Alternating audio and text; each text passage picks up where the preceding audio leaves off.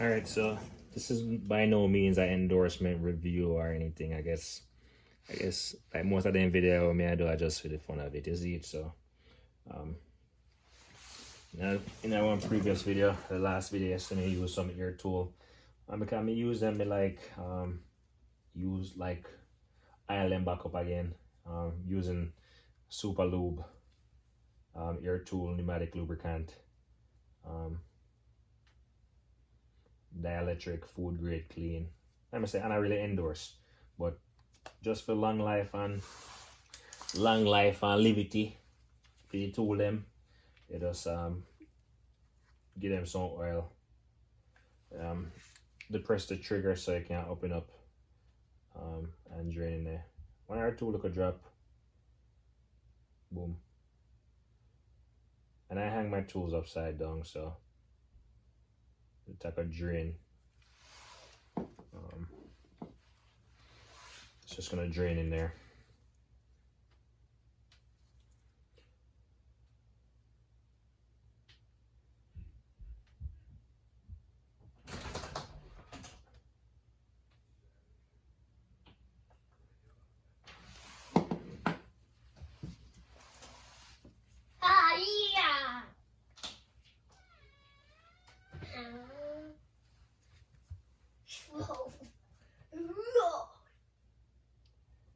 What are you doing?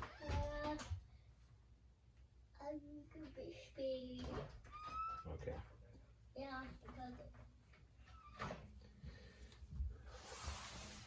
All right.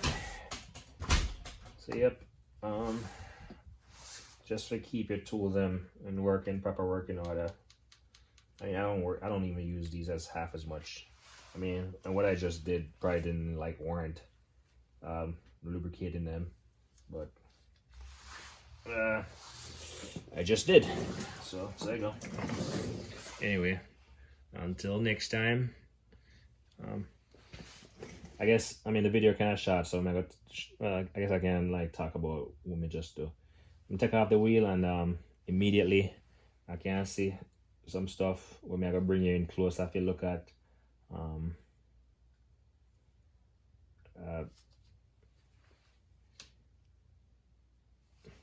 stuff. I've had this the last time this brake job was done or this rotor was replaced, it was at a particular mechanic shop, like franchise, if you will. I know a lot of people they either have a hard time removing these rotor screws. I mean, obviously they don't have them in here right now. In fact, this is not it. This is this is to push the rotors off. These ones that are indented. I don't know if you can see it. I'll bring it in a little closer.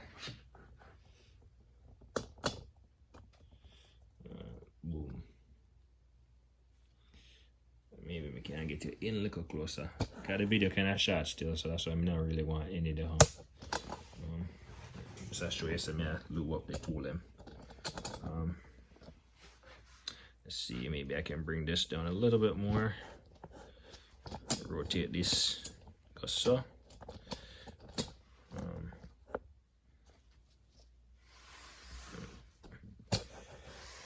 All right, more right there. So a lot of people have issues with these screws, and as you can see, like I said, this thing was brought to a shop. But should not get grease funny, oil funny, but me clean up here. Brought to a shop, and then obviously take off the rotor screws. You got these ones with a little indentation. This one is if your rotor is stuck on there, you put the screws in there. I forgot what size it is. I actually have them. You screw them in there, and it kind of forces off on the backing plate there. But they didn't replace them. That's what I was getting at. They did not replace my thing. And me, I'm of the mindset, if it came with a car, I put it back on the car. I mean, I see the need for like remove stuff. But I won't. Next time I take this off, I'm gonna rotate it and get it the holes aligned and put them back in, because I don't have a problem with taking them off. A lot of people have issues with taking them off because they seize. I mean, that's another story. You can't put a nice seize on the little screws, and you don't gotta torque them down. This is literally just to hold it in place, so it's not wobbling or anything when you're trying to put the tires on, because as soon as the tire goes on, it makes contact with the surface here, it's going to hold this on. It's not going anywhere. It's not going to wobble or anything. And those little screws aren't going to hold anything as far as like the driving, the wear and force that the tire supports or anything, the wheel supports. So they're just there, I guess, during manufacturing, when they're just like going down the assembly line, just to hold these in place. So I don't really take them off, or well, I take them off and I put them back on. In fact, I bought some, so I have them. I'll show you the screws that I have for that. First, I'm gonna wipe up my hand because the oil. Where's my let me clean up the hand.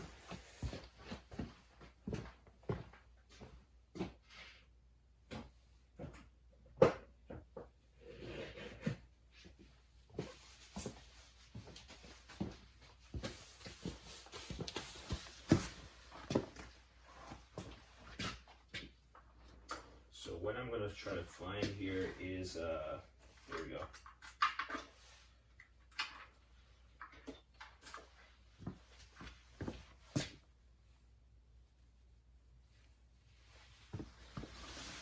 I literally got these screws at Home Depot. Pretty much just thread them in here. I know it fits because I've used it on the back ones. There we go. So you pretty much thread those in there, and then you can put your socket on the end of it. Obviously, it's not going to pull off because it has the brake on there right now, the brake unit. And you just tighten them down, and it pushes on the back of it, and it just forces it off if this is stuck on there.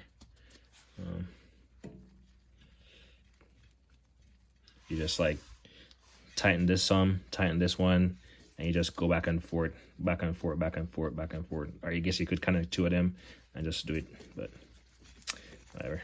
So I picked these up at Home Depot. And the length really doesn't matter. It's just, yeah, it doesn't go that deep. It's literally, yeah. But anyway, that's that. Like I said, the video did just shot, so I just had thought right now.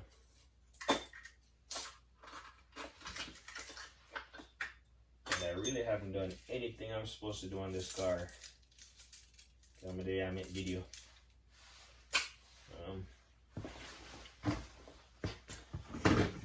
So yeah, in fact, that shop, they took my original Ramble brakes calipers, and I in fact haven't checked if this one is in fact Brembo. I put this logo on there, this Acura logo. The original version comes with a white one, so I put a red one on there. You can just peel them off if you need to. What else? I'm gonna spray this portion of it before it gets all rusted. I got some rust inhibitor on here right now. I forget what it's called. Some kind of penetrating things just so it doesn't rust. But I'm gonna get this all sprayed up because I can see it through my rims on things. So I'll get that sprayed up. Anyway, it's about 10 minutes. I think it left off at like 2 minutes when I was talking about oiling my air tools. And I literally have not done anything yet. Oh boy. But like we cut this off right here, so now I'll start a new topic. We'll see what else I'm gonna talk about.